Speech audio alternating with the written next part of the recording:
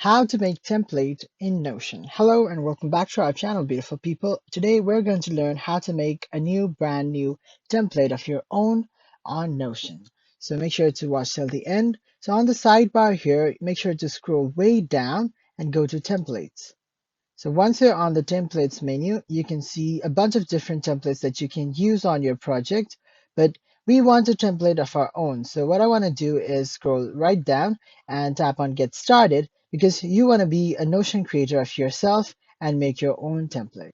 So once you click on Get Started, it will redirect you to a page on your browser by starting the browser itself, and then wait for it.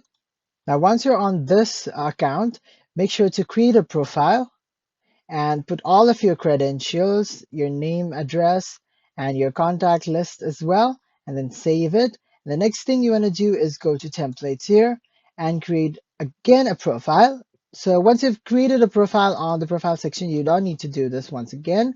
But since I haven't created a profile, then I'm not able to see this. So once you've done it, then you can integrate your pages, your information, and make it a template and integrate it finally to your Notion app.